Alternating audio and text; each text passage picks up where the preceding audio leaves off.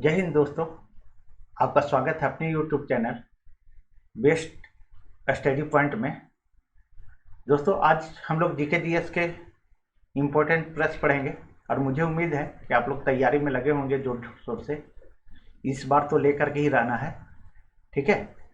चलिए देर न करते हुए हम शुरू करते हैं। आपका पहला प्रश्न है, अगर राष्ट्रपति और उपराष्ट्रपति का पद रिक्त हो जाते हैं तो भारत के राष्ट्रपति के रूप में कौन कार्य करेगा? आपके पास चार ऑप्शन है।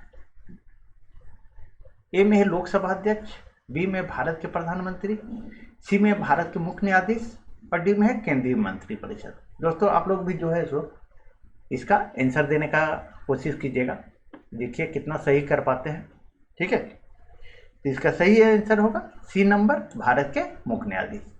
अगर राष्ट्रपति और उपराष्ट्रपति का पद रिक्त हो तो भारत के राष्ट्रपति के रूप में भारत के मुख्य न्यायाधीश कार्य करेंगे, ठीक है।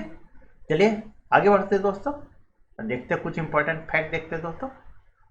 कोई विधेयक धन विधेयक है या नहीं, इसका निर्णय जो है सो लोकसभा अध्यक्ष करता है, ठीक है। चलिए नेक्स्ट पॉइंट की ओर चलते हैं।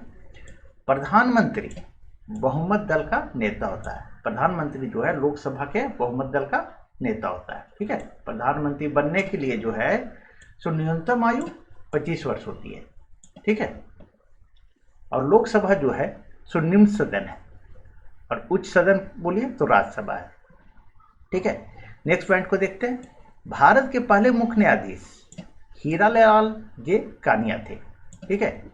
और वर्तमान में मुख्य न्यायाधीश कौन है? तो धनंजय यशवंत चंद्रचूड़ हैं, ठीक है।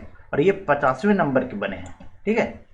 चलिए आगे बढ़ते हैं दोस्तों और अगले प्रश्न की ओर चलते हैं हम लोग। भारत के मुख्य भूमि का सबसे दक्षिणी छोर कौन सा है?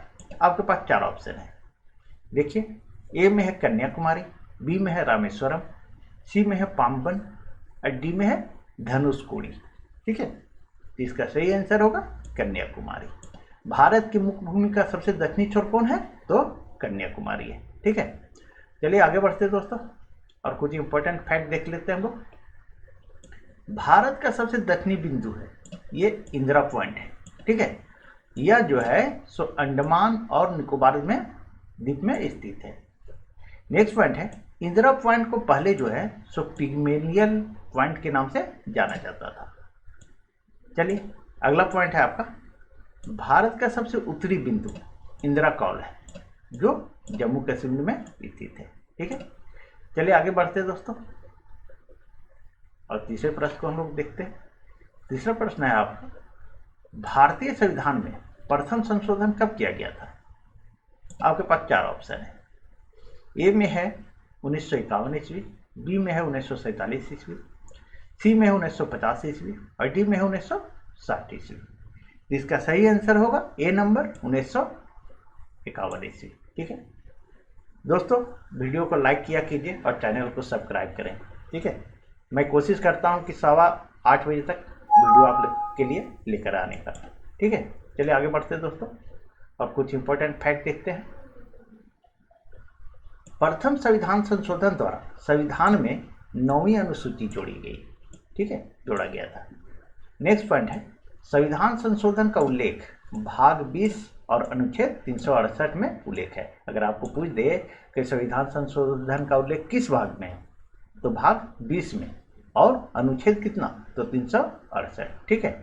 अगला पॉइंट है आपका, संविधान की प्रस्तावना को संविधान की कुंजी कहा जाता है। आपको पूछ दे कि संविधान की कुंजी किसे कहा जाता है तो संविधान की प्रस्तावना को संविधान की कुंजी कहा जाता है, ठीक है।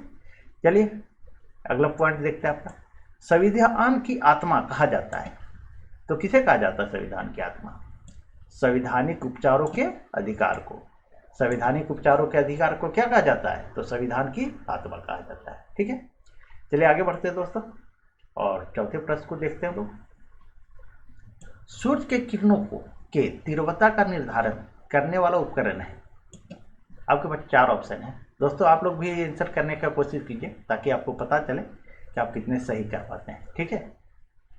ए में है एक्टियोमीटर, बी में है टेकोमीटर, सी में है सेक्टेंट और डी में है क्रोनोमीटर। तो इसका सही आंसर है ए नंबर, एक्टिवोमीटर। ठीक है, सूर्य के किरणों की तीव्रता का निर्धारण करने वाला उपकरण है एक्टिवोमीटर। ठीक है दोस्तों, मैं आप लोगों को वही क्वेश्चन बताता हूँ जो कहीं ना कहीं पूछा गया है। ठीक है, चलिए आगे बढ़ते हैं और कुछ इंपॉर्टेंट फैक्ट देखते हैं। टेकोमीटर यह वायुयानों तथा मोटर नाव की गति को मापता है। ठीक है, नेक्स्ट है सेक्सटेंट, यह किसी ऊंचाई जैसे मीनार वगैरह होता है को मापता है। ठीक है, नेक्स्ट है क्रोनोमीटर, यह क्या है, क्रोनोमीटर से हम पानी जहाज में सही समय का पता लगाते हैं। आपका पूछते प्रश्न आ जाए कि जहाज़ों में सही समय का पता लगाने के लिए किस मीटर का प्रयोग किया जाता है, तो क्रोनोमीटर का प्रयोग किया जाता है। ठीक है, अब है अनीमोमीटर, यह उपकरण हवा की शक्ति तथा गति को मापता है। ठीक है, चलिए आगे बढ़ते हैं दोस्तों और अगले प्रश्न की ओर देखते हैं। ठीक है, आम का वैज्ञानिक नाम क्या है? ए में है मूसा पैराडिसिकम, बी में है साइट्रस लिमोनिया, सी में है कैरिका पपाया और डी में है मैग्नीफेरा इंडिका। तो इसका सही आंसर होगा मैग्नीफेरा इंडिका। आम का वैज्ञानिक नाम क्या है दोस्तों? तो मैग्नीफेरा इंडिका नाम है। ठीक है, चलिए आगे बढ़ते हैं और कुछ इंपॉर्टेंट फैक्ट देखते हैं दोस्तों। आपका पहला पॉइंट है केला का वैज्ञानिक नाम है तो मूसा पैराडिसिकम। ठीक है, नींबू का वैज्ञानिक नाम है साइट्रस लिमोनियम। ठीक है, लिमोनियम। नेक्स्ट आपका पॉइंट है पपीता का वैज्ञानिक नाम है, सॉरी दोस्तों यहाँ देखिए थोड़ा सा टाइपिंग मिस्टेक हुई। ठीक है, पपीता का वैज्ञानिक नाम है कैरिका पपाया। ठीक है, पपाया तो ही आप समझ सकते हैं पपीता। ठीक है, नेक्स्ट है लीची का वैज्ञानिक नाम है लीची चिनेसिस। ठीक है, चलिए आगे बढ़ते हैं दोस्तों और अगले प्रश्न को देखते हैं हम लोग। अगला प्रश्न है आपका कुतुब मीनार के 5वें तल्ले का निर्माण निम्न में से किसके शासनकाल में किया गया? ठीक है, आपके पास 4 ऑप्शन है। ए में है इल्तुतमिश, बी में है रजिया सुल्तान, सी में फिरोज शाह तुगलक और डी में मोहम्मद बिन तुगलक। ठीक है, तो इसका सही आंसर होगा फिरोज शाह तुगलक। ठीक है, कि कुतुब मीनार के 5वें तल्ले का निर्माण किसने किया? तो फिरोज शाह तुगलक ने किया। चलिए आगे बढ़ते हैं दोस्तों और कुछ इंपॉर्टेंट फैक्ट देखते हैं हम लोग। कुतुब मीनार का निर्माण आरंभ करवाया था कुतुबुद्दीन ऐबक ने। ये क्या है, ये जमीन तक एक तल्ला उठाकर छोड़ दिया था। ठीक है, उसके बाद क्या है 3 मंजिल इसे बढ़ाया इल्तुतमिश ने।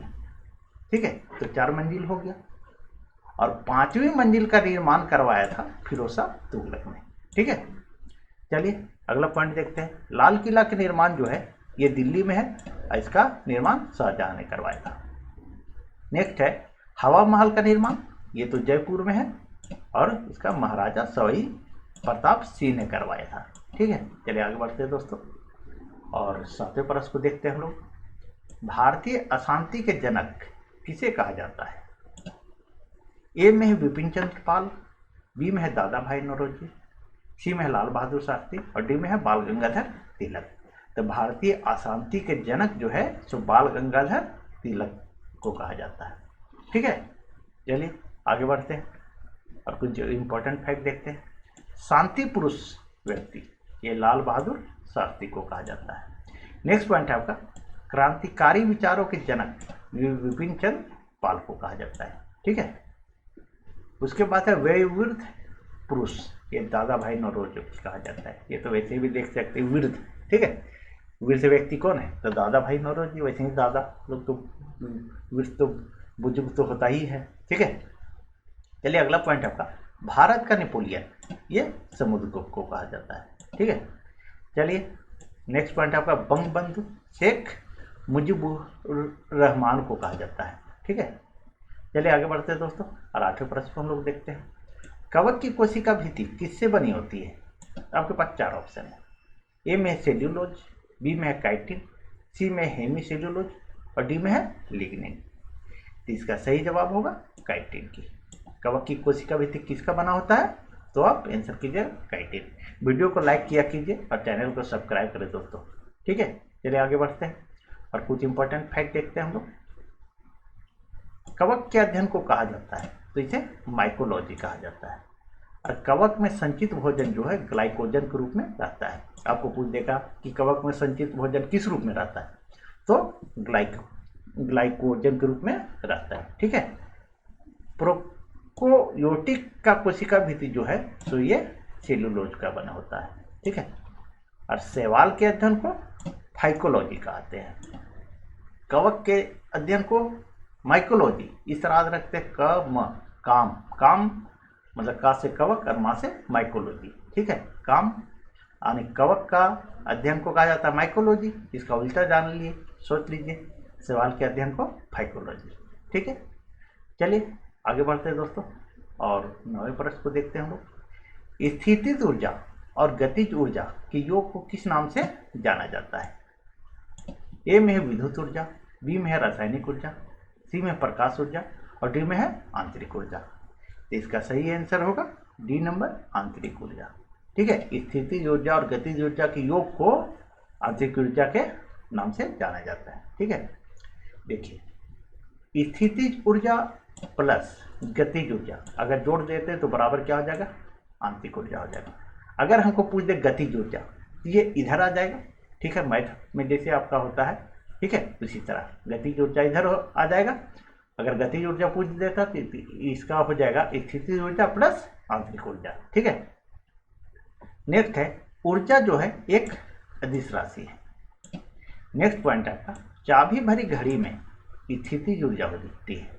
ठीक है, नेक्स्ट पॉइंट आपका, बांध बनाकर रोके गए पानी में, इसमें भी स्थितिज ऊर्जा होती है। चलिए आगे बढ़ते हैं दोस्तों और अगले प्रश्न की ओर चलते हैं। जीका वायरस किसके द्वारा मनुष्य में फैलता है? आपके पास 4 ऑप्शन है। ए में चूहा, बी में मच्छर, सी में झिंगुर और डी में चमगादड़। तो जीका वायरस जो है सो मच्छर द्वारा फैलता है। ठीक है दोस्तों, वीडियो आप लोग को अच्छी लग रही हो तो वीडियो को लाइक करें और चैनल को सब्सक्राइब करें। मैं कोशिश करता हूँ दोस्तों 8:15 बजे तक, 8:15 तक वीडियो अपलोड करने का। ठीक है, तो 8:15 बजे तक जरूर देखें। Thank you.